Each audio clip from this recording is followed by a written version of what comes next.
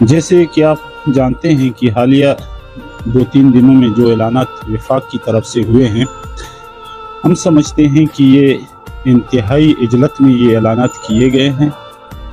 نگران حکومت کا کام ہے الیکشن کرانا، اور افغان مہاجرین جو گزشتہ 40 سالوں سے یہاں پر رہ رہے ہیں تو وہ اب اکثر پاکستان کے شہری بن چکے ہیں، اور شہری بننا بھی چاہیے تھا، کیونکہ دنیا کی یہ اصول ہے۔ اب تیسری نسل جو ہے وہ افغانیوں کا یہاں پر پیدا ہوا ہے اور جا رہا ہے، تو اس سلسلے میں ان کی جائیدادیں ہیں یہاں پر، وہ تجارت میں بہت رول پلے کر رہے ہیں، وہ ہر قسم کے۔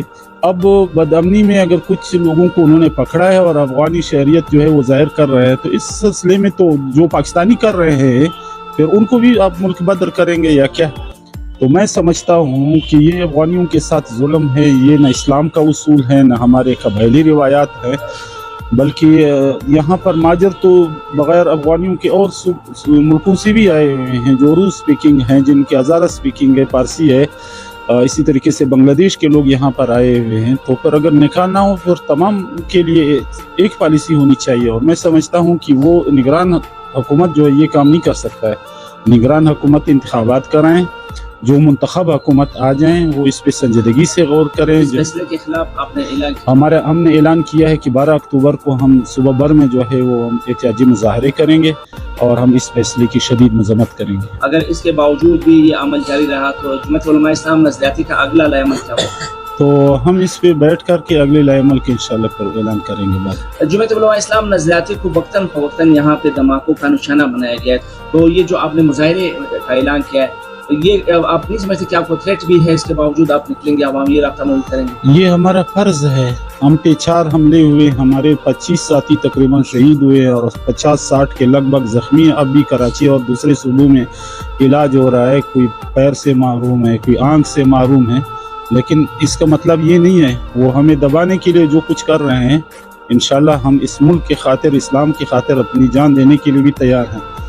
ایک طرف ریاست اور ریاستی ادارے کہہ رہے ہیں کہ یہاں پاکستان میں جو دہشت گردی ہو رہی ہے اس میں افغانی ملوث ہے، اور دوسری طرف ان افغانیوں کے بددخلی کے خلاف آپ جو ہے لائحہ عمل آپ نے کیا؟ یہ ریاست کی پالیسی ہو سکتی ہے، ہماری پالیسی نہیں ہے۔ ہمارے ریاست کی ان جیسے پالیسیوں سے اختلاف ہے۔ ہم سمجھتے ہیں کہ اچھے برے ہر قوم میں ہیں، افغانیوں میں اچھے بھی ہیں، برے بھی ہیں، پاکستانیوں میں اچھے بھی ہیں، اور جب تک پاکستانی جو ہے سہولتکار نہ بنے، کسی ملک کے لوگ جو ہے یہاں پر بدامنی نہیں پھیلا سکتے ہیں۔ تو سب سے پہلے ہمیں اپنے برے کو جو ہے پکڑنا چاہیے اور ان کو کیفر سزا تک پہنچانا چاہیے، بعد میں پھر دوسرے کو جو ہے کی طرف متوجہ ہونا چاہیے۔ موجودہ جو افغان حکومت آئی ہے، ہماری 3 جنگیں ان کے ساتھ ہو گئی ہے، چمن بارڈر کو 11 دسمبر 15 دسمبر، اور ابھی 3 مسلسل ناخوشگوار واقعات فائرنگ کے 0 پوائنٹ پر، جہاں پہ انہوں نے ہمارے ساتھ ایک معاہدہ بھی کیا تھا کہ جو سرحد 0 پوائنٹ پہ سینٹری کھڑا ہوگا ان کے پاس مشین نہیں ہوگی، کلاشن کوف نہیں ہوگا، LMG نہیں ہوگا۔ اس کے باوجود اس طرح کے واقعات کو آپ کس نظر سے؟ میں سمجھتا ہوں کہ افغانستان کے ساتھ ہمیں بہت احتیاط کے ساتھ رہنا چاہیے۔ یہ وقت پاکستان کے لیے لڑائی کا نہیں ہے۔ اگر وہ ہندوستان کے ساتھ جو ہے تعلقات خراب ہے، اب افغانستان ہمارا ایک ہمسایہ ملک ہے، بجائے اس کے کہ ہم ان سے تعلقات خراب کر لیں، ہمیں ان سے تعلقات اچھے کرنی چاہیے اور اچھا ہمسایہ کی حیثیت سے گزارنا چاہیے۔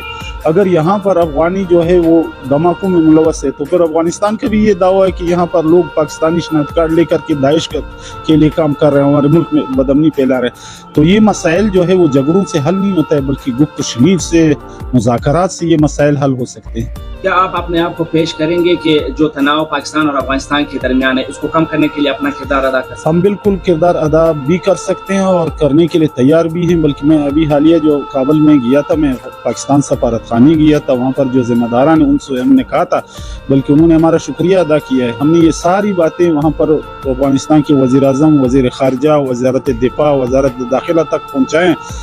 تو پاکستانی سفارت خانے نے ہمارا شکریہ ادا کیا کہ ہم نے اسلام آباد سے علماء کے ایک وقت بھیجا تھا، ان سے کسی نے ملاقات نہیں کیا، اور آپ سے سب نے ملاقات کی ہے اور ہمیں رپورٹیں پہنچ رہی ہیں۔ تو ہم نے وہاں پر بھی کہا تھا کہ ہم کردار ادا کرنے کے لیے تیار ہیں۔